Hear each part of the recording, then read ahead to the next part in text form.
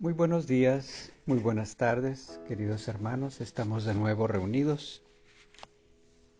Estamos reunidos a la mesa y es Cristo quien va a servir. La iglesia en la que vivimos hoy, en la que confiamos hoy, la que nos acoge a todo creyente, a todos los que buscamos agradar a Dios, estamos en la iglesia. Todos aquellos que hemos sido escogidos desde antes de la fundación del mundo para ser salvos, estamos reunidos. Pero no siempre fue así. En otro tiempo tú y yo andábamos en los afanes de nuestra carne, preocupándonos por lo que nos preocupábamos y muy probablemente escuchábamos de manera sencilla, escuchábamos la voz de Dios. Poco a poco nos fuimos dando cuenta de que Dios nos estaba hablando, Dios nos estaba buscando, así como cuando un hijo es separado de su casa, los padres lo buscan y lo buscan con mucha insistencia, con mucho esfuerzo. Tú y yo fuimos encontrados porque nuestro destino era desde un principio. Ya estábamos marcados y hemos sido rescatados, dice la palabra, que Dios envió desde lo alto. Nos tomó y nos sacó de las muchas aguas y nos ha puesto en un lugar seguro, en aquello que podríamos llamar el redil. El redil. El redil de las ovejas, porque Él es nuestro buen pastor. Ese buen pastor que nos cuida, que nos alienta, que nos protege, que se preocupa por todo lo que nos hace falta. Recordemos que Él nos ha dado dones, nos ha dado muchísimas cosas, virtudes, habilidades que hemos de desarrollar. En la iglesia, la Escritura habla de la iglesia como un cuerpo, el cual tiene muchísimos miembros, pero cada miembro tiene su función específica y todos tenemos que estar activos, trabajando. Imaginémonos nada más que nuestro hígado dejara de funcionar o nuestro cerebro, o que se nos llega a tapar alguna venita. Todo nuestro cuerpo tiene que estar funcionando, tiene que estar trabajando. Cada uno de los órganos de nuestro cuerpo humano tiene que estar trabajando. Y cuando uno deja de trabajar, ¿qué pasa? Pues lo sacan y le ponen otro. Hay un cumplimiento de tiempo, hay programas, pero no vamos a hablar de esas cosas. Lo que vamos a hablar hoy es un tema muy interesante, la vida eterna. Todos estamos caminando para allá y para acá en torno a nuestras ilusiones, a nuestras metas. Todos estamos mirando hacia el frente, miramos hacia atrás, miramos hacia abajo, hacia el lado izquierdo, derecho, pero muy pocos de nosotros tenemos puesta nuestra principal atención en dirección de arriba, en las cosas de Dios. El tiempo se nos hace poco, pero la palabra nos aconseja que hemos de mirar hacia arriba. Tenemos el ejemplo Nuestro Señor Jesucristo, cuando habló al Padre, dice el narrador en el Evangelio de Juan, capítulo 17, verso 1, dice: estas cosas habló Jesús, y levantando los ojos al cielo, comenzó a orar. Ahora bien, ¿quién es Jesús para ti ahora? Si tú estás escuchando este mensaje, es muy probable que hace algún tiempo tú le hayas abierto tu corazón a Jesús. Y en la iglesia hay muchas personas que se sienten salvas. La salvación es como una antesala a donde entran todos aquellos que llevaron a cabo un ejercicio de conciencia. Escucharon la voz de Dios que les dijo: yo te amo. Esta voz les dijo: hay un problema entre tú y yo, que estás concentrado en las cosas de allá abajo, pero yo tengo algo grande para ti, nos dijo Dios. Yo tengo algo precioso, se llama vida eterna. Entonces, la vida eterna es algo grandioso, es nada más y nada menos que tener la presencia de Dios viviendo de continuo en nosotros. Y Dios nos lleva y nos trae, pero estando con Él, la vida es fácil. Entonces nosotros hacemos un acto de conciencia y nos damos cuenta que somos unos distraídos, somos injustos, somos agresivos, enojones, gruñones, deshonestos, tantas cosas que se te pueden ocurrir. Pero Dios nos llama y nos dice: cámbiate, cambia tu actitud. Yo quiero que tú seas diferente. Yo quiero que tú seas generoso. Quiero que seas honesto. Quiero que seas exitoso. Quiero que influyas en la vida de los demás para bien. El que robaba ya no roba. El que mentía ya no lo hace. Seamos honestos los unos con los otros. ¿Tú estás de acuerdo? Quiero que te preocupes por los demás. Y nosotros dijimos sí. Entonces, en el momento en que Jesús nos acoge, decimos: ahora soy salvo. Dios me ha rescatado. Ahora ya no tengo temor. Ahora estoy seguro en Jesús. Ya no tengo temor a lo porvenir, porque Él es mi fuerza, porque Él es el dueño de todo, porque Él es maravilloso, es poderoso, es generoso. Todo lo ha puesto a mi favor. Entonces comenzamos a caminar con Él, pero viene la duda. Decimos: me ha salvado Dios. ¿Cómo podemos estar seguros de que somos salvos?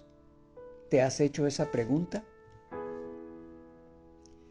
Si has tenido sentimientos de duda después de tomar la decisión de recibir a Cristo, no estás solo. Hay una manera de poder estar seguro. Entonces, pero ¿cómo? ¿Cómo pueden los cristianos tener la confianza de que permanecerán firmes en su relación con Dios? El mundo nos quiere arrebatar.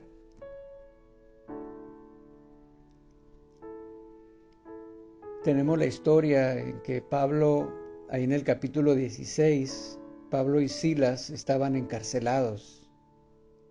Entonces llegó un ángel y los liberó. Entonces el carcelero,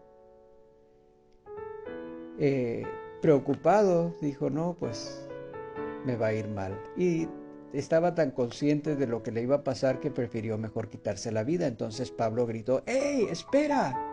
Aquí estamos, no nos hemos ido. Entonces el carcelero, que ya había sido ministrado, porque Pablo y Silas cantaban alabanzas, estaban en paz en la cárcel, cantaban alabanzas, y esas alabanzas estaban ministrando a las personas y también al carcelero. Entonces ellos daban testimonio, Pablo y Silas, daban testimonio de la verdad, del poder, de la gloria, de la felicidad que Cristo provee. Entonces a eso le llamaban la salvación. Dios nos salva de este mundo de pecado. Ahora ya no nos preocupamos tanto en lo porvenir, en lo que hacemos en el mundo. Nos preocupamos en hacer las cosas bien. En eso nos preocupamos, en hacer las cosas bien. Y si hacemos las cosas bien, entonces somos el pueblo de Dios. Si somos justos, somos el pueblo de Dios y somos salvos. Todo el pueblo de Dios es salvo, tiene la salvación porque Cristo está con nosotros y Él pelea nuestras batallas y Él nos defiende y Él nos da la sabiduría, la capacidad para que la desarrollemos. Nosotros nos toca vivir sabiamente porque es el consejo de la palabra.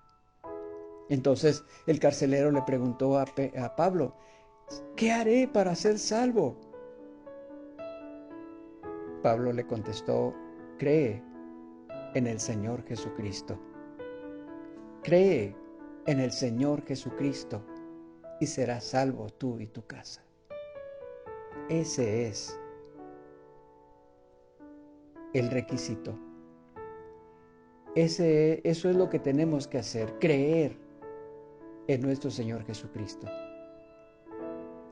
Podríamos pasarnos un largo tiempo hablando de por qué Jesús, pero los evangelios desde el Génesis hasta el Apocalipsis se habla de nuestro Señor Jesucristo. Vamos a orar. Padre, te damos gracias porque eres nuestro Dios. Gracias porque enviaste a nuestro Señor Jesucristo para dar su vida y abrirnos la puerta de entrada a ti. Gracias por tu Espíritu Santo porque sigue haciendo esa obra en esta generación. Ayúdame, Dios, a fortalecerme en tu palabra, a tomar algo bueno, generoso, que tú me quieres dar hoy. Gracias por el consejo de tu palabra y por lo que tú estás haciendo en mi vida. En el nombre de Jesús. Amén. Pues bien, como les decía, el tema de nuestro Señor Jesucristo, pues es el tema de los 66 libros. Es el tema de toda la Biblia. En el Génesis habla del Padre, habla del Hijo, habla del Espíritu Santo, el Verbo. En los Evangelios, nuestro Señor Jesucristo se hizo carne. El apóstol Juan está escribiendo ahí en el primer capítulo de su Evangelio. Dice, en el principio era el Verbo, y el Verbo era con Dios, y el Verbo era Dios. Este era en el principio con Dios. Todas las cosas por Él fueron hechas, y sin Él nada de lo que ha sido hecho fue hecho. En Él estaba la vida, y la vida era la luz de los hombres. La luz en las tinieblas resplandece, y las tinieblas no prevalecieron contra ella. Nuestro Señor Jesucristo es la luz. Hay una parte escritural que me encanta. Esta palabra está en la segunda carta del apóstol Pablo a los Corintios.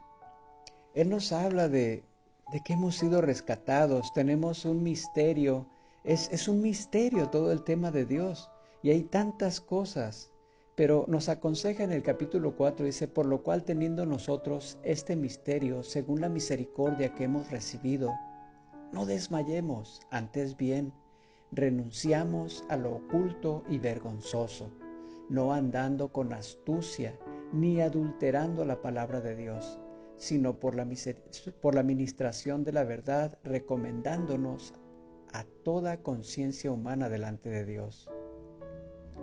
Pero si nuestro evangelio está aún encubierto, entre los que se pierden está encubierto, en los cuales el Dios de este siglo cegó el entendimiento de los incrédulos, para que no les resplandezca la luz del evangelio de la gloria de Cristo, el cual es la imagen de Dios. Porque no nos predicamos a nosotros mismos, sino a Jesucristo como Señor, y a nosotros como vuestros siervos por amor de Jesús. Porque Dios, que mandó que de las tinieblas resplandeciese la luz, es el que resplandeció en nuestros corazones para iluminación del conocimiento de la gloria de Dios en la faz de Jesucristo. Hemos de considerar cuán grandes cosas ha hecho Dios por nosotros. Dios nos ama de una manera que ni siquiera lo podemos imaginar. Dios es tan grande, tan fuerte. Es lo mejor que nos ha pasado. Hemos de dar gracias a Él porque nos ha escogido. Siendo nosotros tan pequeños, Él nos ha escogido. La salvación comienza con el arrepentimiento, apartarse del pecado y depender solo de Jesús en lugar de ti mismo u otra persona. Cuando la gente le preguntó a Jesús qué tipo de obras tenía que hacer para agradar a Dios, Él dijo: la única obra que Dios quiere que hagan es que crean en quien Él ha enviado.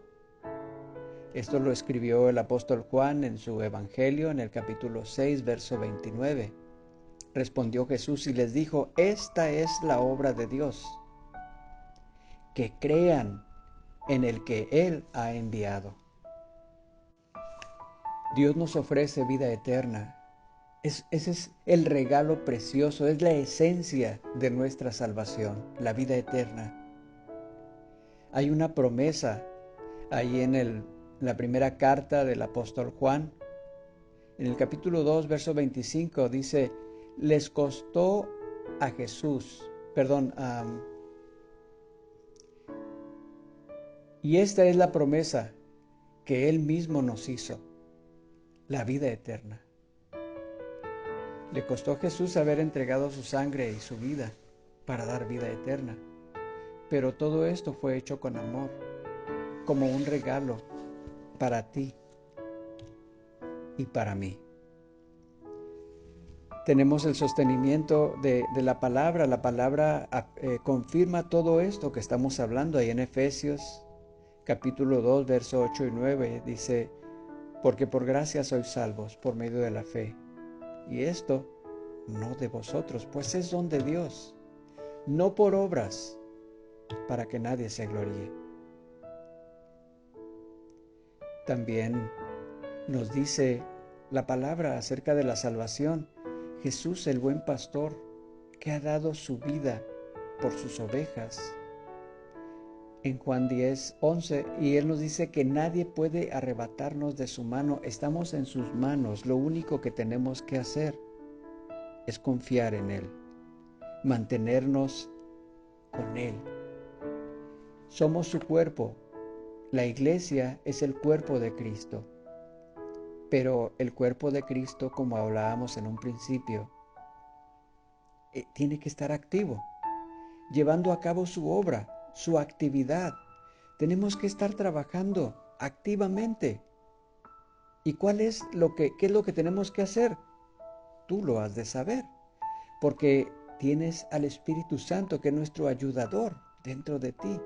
Esa es otra de las cosas de la salvación. Nosotros estábamos muertos en nuestros delitos y pecados, pero Dios vino.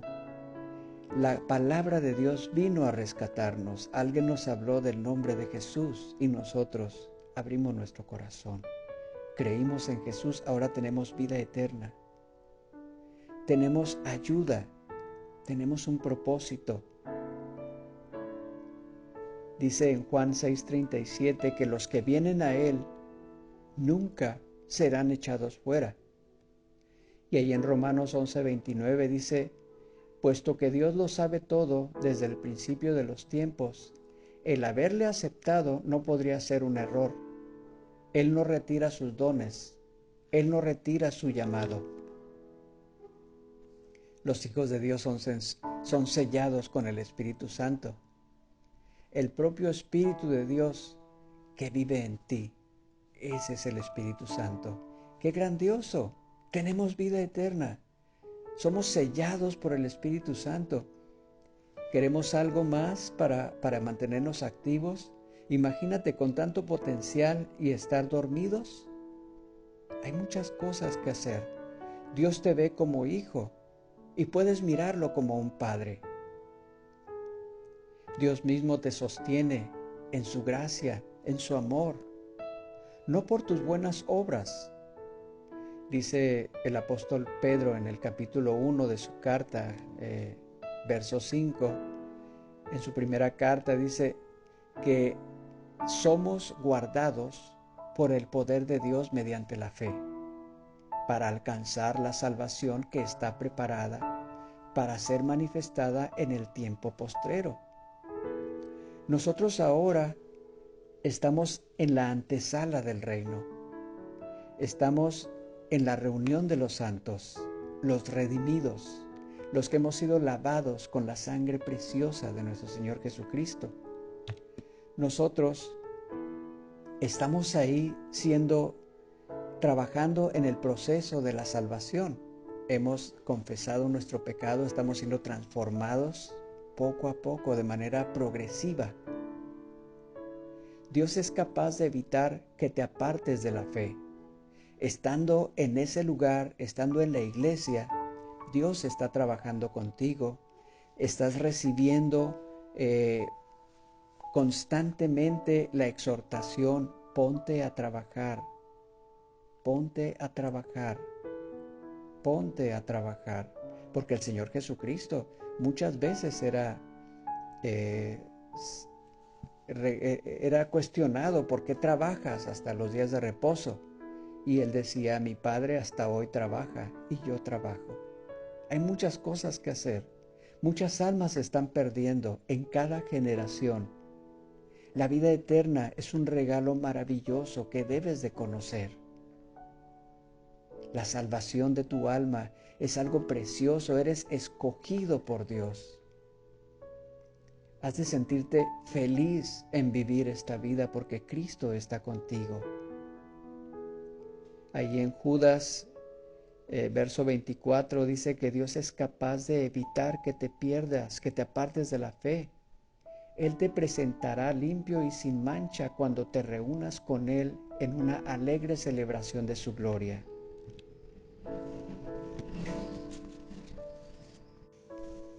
Mientras buscas a Jesús, su poder y promesas te hace estar seguro de tu salvación. Mientras estás en la iglesia, tienes que estar seguro de tu salvación, seguro de que tienes vida eterna y seguro que eres sellado por el Espíritu Santo. Los sentimientos van y vienen. Nuestros errores a veces hacen que nos preguntemos si somos aún salvos. Jesús es fiel, incluso cuando nosotros no lo somos. Dios conoce nuestras luchas. Y gentilmente nos recuerda que debemos poner nuestra mirada en Jesús. Si estás confiando únicamente en Jesús, su vida sin pecado, su muerte en la cruz por ti, su resurrección y sus fieles promesas, tú puedes saber que tienes vida eterna. El apóstol Juan, en su primera carta, en el capítulo 5, nos dejó algo muy importante. Nos dijo: estas cosas os escribo a vosotros que creéis en el nombre del Hijo de Dios, para que sepáis que tenéis vida eterna, y para que creáis en el nombre del Hijo de Dios. Y esta es la confianza que tenemos en Él, que si pedimos alguna cosa conforme a su voluntad, Él nos oye. Qué bueno es Dios. ¿Cómo estábamos antes de tener a Jesús? ¿Cómo era nuestra vida?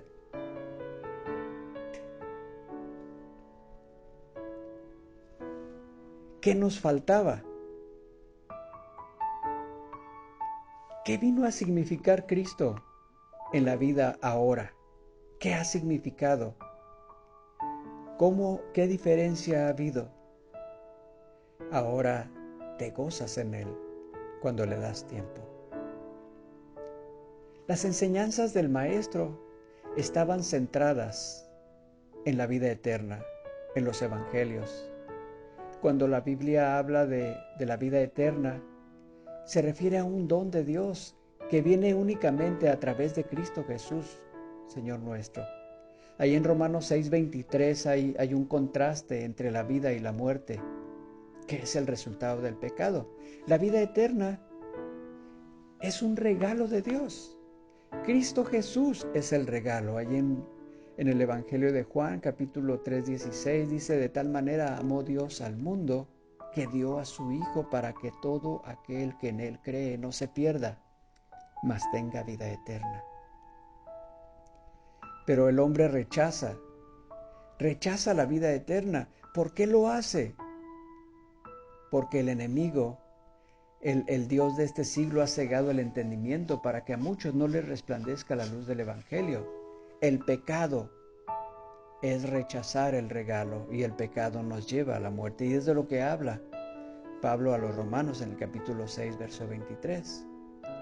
El don de la vida eterna viene a aquellos que creen en el Señor Jesucristo, quien es la resurrección y la vida.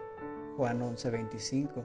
El hecho de que esta vida es eterna indica que la vida es perpetua, es decir, continúa para siempre y sin un final. Por esta razón, se puede pensar en la vida eterna como algo que los cristianos experimentan ahora. Los creyentes no tienen que esperar para la vida eterna, porque no es algo que comienza cuando mueren, que es lo que comúnmente la gente entiende. Más bien, la vida eterna empieza en el momento en que una persona ejercita su fe en Cristo Jesús. Es nuestra posesión actual.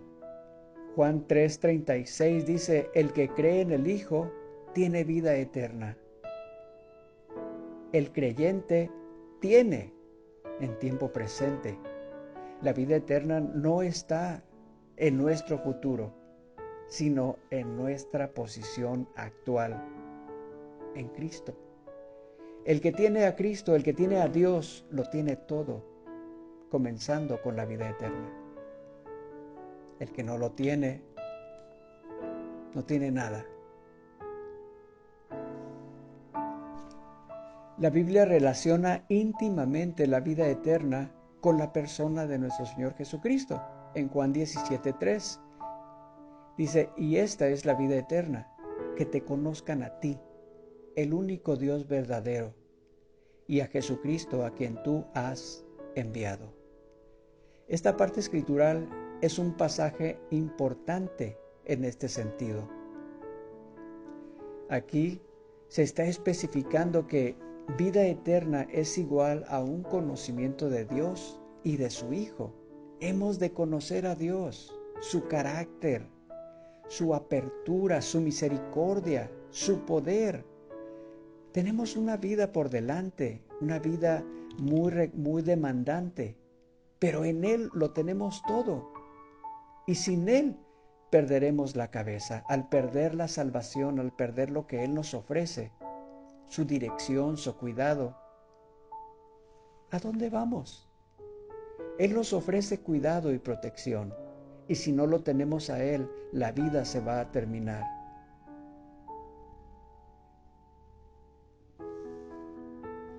No hay conocimiento de Dios sin el Hijo, ya que es a través del Hijo que el Padre se revela a los escogidos. Ahí en el Evangelio de Juan, capítulo 17, verso 6, dice: he manifestado tu nombre a los hombres que del mundo me diste.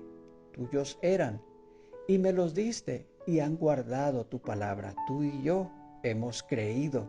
Guardar la palabra significa aceptarla y tomarla para nosotros. También en el capítulo 14, verso 9 del mismo Evangelio, Jesús le dijo: ¿tanto tiempo hace que estoy con vosotros y no me has conocido, Felipe? El que me ha visto a mí ha visto al Padre. ¿Cómo pues dices tú, muéstranos el Padre? Este conocimiento del Padre y del Hijo que da vida es un conocimiento verdadero y personal, y no tan solo un conocimiento académico. Habrá algunos en el día del juicio que asegurarán ser seguidores de Cristo, pero realmente nunca tuvieron una relación con Él. Siempre estuvieron durmiendo o de plano lo rechazaron. A esos falsos maestros Jesús les dirá: nunca os conocí, apartaos de mí, hacedores de maldad. En la Nueva Jerusalén, el apóstol Juan vio un río que fluye desde el trono de Dios y del Cordero, y a uno y otro lado del río estaba el árbol de la vida, y las hojas del árbol eran para la sanidad de las naciones.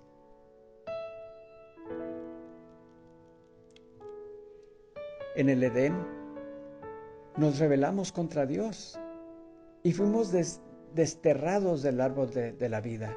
Esto es Adán y Eva, nuestros antiguos ancestros. Al final, Dios por su gracia restauró nuestro acceso al árbol de la vida. El árbol de la vida es Jesucristo. Este acceso se logra a través de Jesucristo, el Cordero de Dios que quita el pecado del mundo.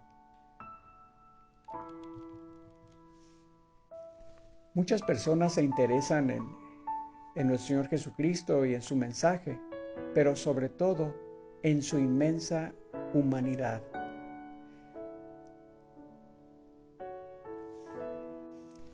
Nuestro Señor Jesucristo se preocupaba por todas las personas. Les llamaba, buscaba, sanaba, visitaba.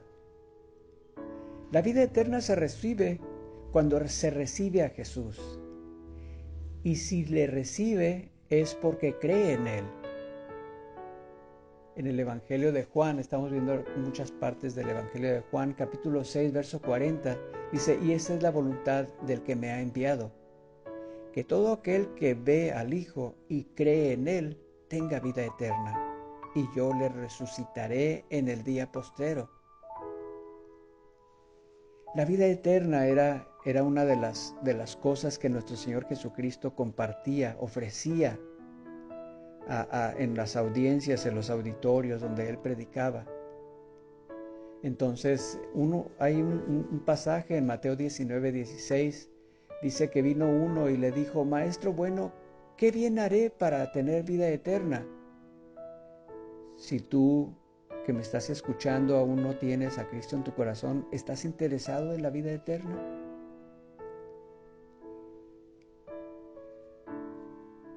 Vivid como hijos de Dios, como siervos de Dios.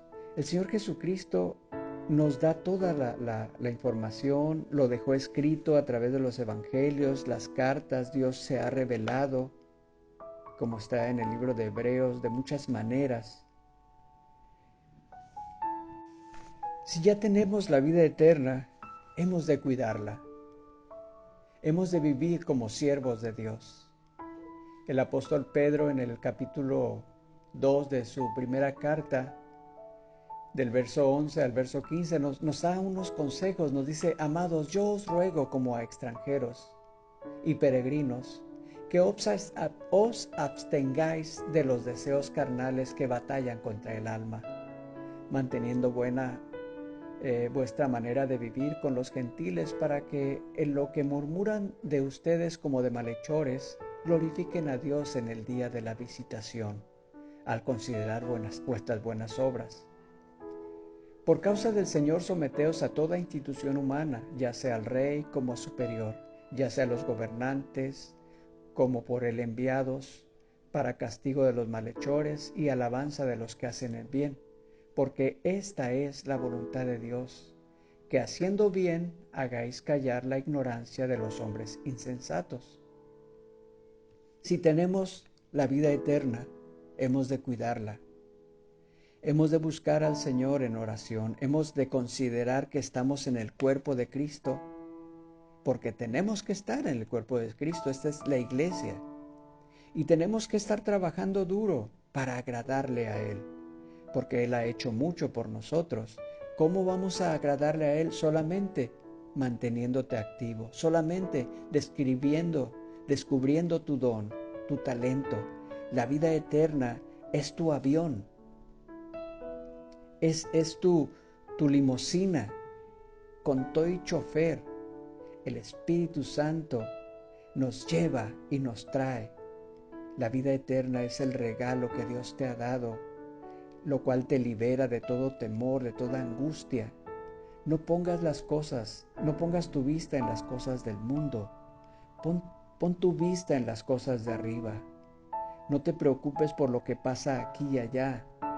Dios tiene promesas firmes para ti, pero todas esas promesas son para ti en el tema espiritual. Él te va a bendecir, Él ya te ha bendecido con todo lo que te ha dado, con tus bienes, con tu capacidad para desarrollarlos, con la familia preciosa que te ha dado. Él te ha dado todo eso. Y si tú vuelves atrás a Dios, si tú rechazas a Dios, Él no te va a quitar lo que tú ya tienes. Pero si lo recibes en tu corazón, todo eso que tú tienes, lo seguirás disfrutando, pero ahora serás generoso. Ahora tendrás una razón firme para vivir. Ahora entrarás a la antesala de la salvación. Ahí están todos los redimidos, y cuando llegue el momento se abrirán tus ojos espirituales y estarás delante del Señor. Esta vida es un sueño y llegará el momento en que despertaremos. Llegará el día en que despertaremos y estaremos delante del Rey de Reyes y Señor de Señores. Dice el apóstol Pablo a la carta de Tesalónica, en el capítulo 2, verso 8, así que el que desecha esto, no desecha a hombre, sino a Dios, que también nos dio su Espíritu Santo. Allí en Daniel, en el libro de Daniel, capítulo 12, verso 2, hay una advertencia y dice: muchos de los que duermen en el polvo de la tierra serán despertados, unos para vida eterna y otros para vergüenza y confusión perpetua. Recordemos el mensaje, la exhortación que nos da el apóstol Juan en su primera carta, capítulo 5, del 10 al 12. El que tiene el Hijo de Dios tiene el testimonio en sí mismo. Si tú tienes a Cristo, eres victorioso, tienes vida eterna, pero tienes que mantenerte firme, tienes que estar activo. El que no cree a Dios le ha hecho mentiroso, porque no ha creído en el testimonio que Dios ha dado acerca de su Hijo. Y este es el testimonio, que Dios nos ha dado vida eterna, y esta vida está en su Hijo. El que tiene al Hijo, tiene la vida. El que no tiene al Hijo de Dios, no tiene la vida.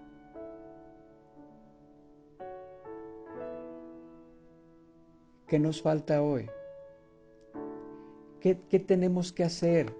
¿Estamos agradecidos por la vida eterna? ¿Estamos agradecidos con el Señor Jesucristo por lo que ha hecho? ¿Estamos conscientes de cómo éramos y cómo somos ahora? ¿Estamos conscientes de nuestra actividad?